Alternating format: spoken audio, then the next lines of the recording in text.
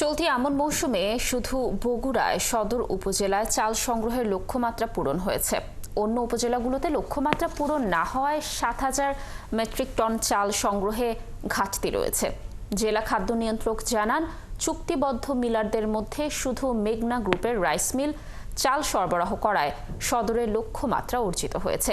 এ নিয়ে মেঘনা গ্রুপের সিনিয়র জিএম জানান, চাল সরবরাহ করতে গিয়ে তাদের কেজি প্রতি ৬ থেকে ৭ টাকা লোকসান দিতে হয়েছে।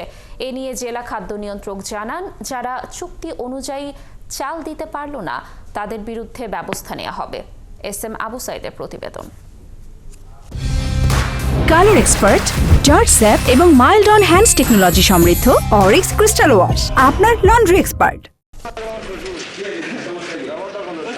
বগুড়ায় চলতি মৌসুমে সরকার ধানের প্রতি কেজি দর ৩৩ টাকা আর সিদ্ধ চাল ৪৭ টাকা বেঁধে দেয়, কিন্তু বাজারে দাম এর চেয়ে বেশি হওয়ায় সরকারি খাদ্য গুদামে ধান ও চাল দিতে অনীহা প্রকাশ করে চাষিরা, যে কারণে লক্ষ্যমাত্রার চেয়ে সংগ্রহ হয় অনেক কম। এ মৌসুমে মেঘনা গ্রুপের ৩টি মিলের জন্য চাল সরবরাহের চুক্তি ছিল ৩,৫০৫ মেট্রিক টন। তাদের একজন ব্যবস্থাপক জানান, দেশের খাদ্য সরবরাহ নিশ্চিত কথা মাথায় রেখে তারা চুক্তির পুরোপুরি চাল সরবরাহ করে। এতে তাদের প্রতিষ্ঠান ২ কোটি টাকার লোকসান দিয়েছে। দেশের মানুষের সহযোগিতার কথা বিবেচনা করে আমাদের ম্যানেজমেন্ট, আমাদের শ্রদ্ধেয় চেয়ারম্যান এবং ব্যবস্থাপনা পরিচালক স্যার এই প্রায় ২ কোটি টাকার মতো লস করেও আমরা এই খাদ্য সরবরাহ কার্যক্রমকে দেশের অর্থনৈতিক উন্নয়নে ভূমিকা রাখার জন্য সহযোগিতা করে আসছি, দেশকে সহযোগিতা করে আসছে। বগুড়া সদর উপজেলা খাদ্য কর্মকর্তা জানান, এবার তাদের সিদ্ধ চাল সংগ্রহের লক্ষ্যমাত্রা ধরা হয় ৬,৪১৩ মেট্রিক টন।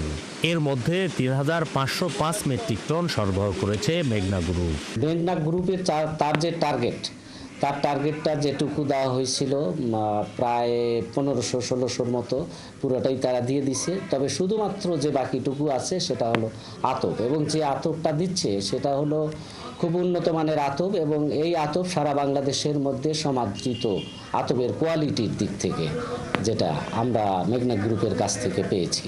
এদিকে জেলা খাদ্য নিয়ন্ত্রক জানান, বগুড়ায় ৩২,০০০ মেট্রিক টন চাল সংগ্রহের লক্ষ্যমাত্রা ধরা হয়। অর্জিত হয়েছে ২৩,০০০ মেট্রিক টন। চাল সরবরাহ না করার পিছনে মিলাররা নানা কারণ দেখিয়েছেন, অনেকে কোনো চালই দেননি। কোনো মিলার বলছেন যে তাদের ধান কেনা ছিল না, এখন ধান পাচ্ছেন না। কারো হয়তো আর্থিক সংকট রয়েছে বলছেন। কোনো মিলার ব্যবসায়িকভাবে আগে থেকে ক্ষতিগ্রস্ত। এসব নানা কারণ, বিভিন্ন মিলার চাল দিচ্ছেন না। তবে সকল মিলারই আশ্বস্ত করেছেন যে তারা সর্বশেষ সময় পর্যন্ত হলেও চেষ্টা করবেন গুদামে চাল সরবরাহ করার। এবারে জেলায় ধান সংগ্রহের লক্ষ্যমাত্রা ছিল ১২,৬১০ মেট্রিক টন। বিপরীতে সংগ্রহ হয়েছে মাত্র ৮১ মেট্রিক টন।